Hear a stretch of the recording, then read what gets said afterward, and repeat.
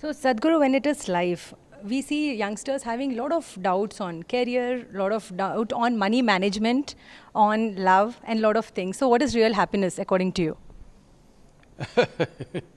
Management of things are different. It needs a certain skill.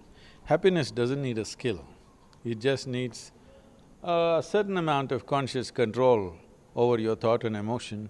If your thought and emotion happen the way you want, you would definitely be not just happy, be blissed out.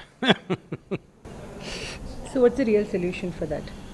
Well, we are only investing our time and energies in preparing ourselves for external situations.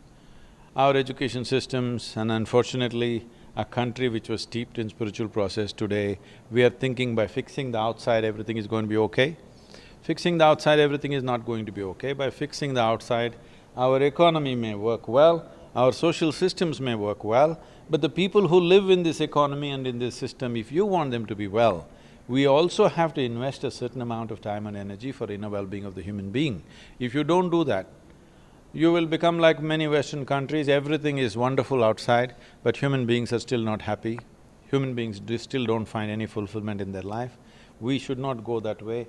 As economic development happens, we also have to make the spiritual dimension also is attended to, the inner dimension is also enhanced.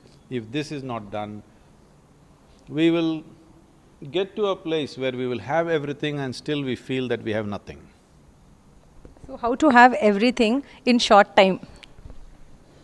Nobody can have everything in this universe. If you want to have everything, there's only one way, you must become all-inclusive. In your experience, if you become all-inclusive, that's everything. This is what yoga means. Yoga means union. That means there's no separation between you and the universe. In your experience, everything has become one. If everything has become one, you have everything. So, Sadhguru, you said external factors. We see a lot of external factors like caste, honor killing, and a lot of things that's happening around the world. What is your take on that? See, we are looking at problems in pieces. In small pieces, we are looking at it. The real problem is this, that there is a lot of human prejudice. If it's not caste, it'll be religion, if it's not religion, it'll be nationality, if it's not nationality, it'll be race, it's not nationality, if it's not race, it'll be something else. So essentially what causes these prejudices, we don't want to address that, but we want to address these small outcrops of problems. I'm not saying they're not problems, they are problems, but I see life like this. If you want something to go away, you don't prune the problem, you remove the root of that. The root of that is within us, the way we experience life, the way we are identified with different aspects. This is what is causing various levels of prejudice. Either class prejudice or caste prejudice or religious prejudice, we are finding different ways as to how to work against each other.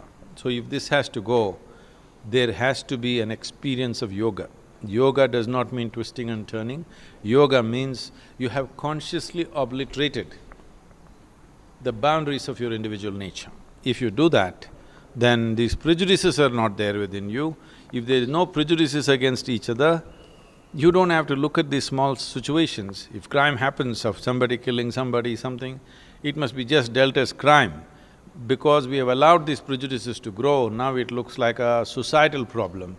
It's a crime issue, but it's become societal because of repeated performance of the same crimes. That is because we have not addressed the fundamental question of human prejudice. Sadhguru, when it comes to religion, when it comes to spirituality and praying especially, tell me, there are so many avatars of God, and how do youngsters choose whom should they pray every day? They must choose the youngest one. Namaskaram, Sadhguru. Thank you so much. So,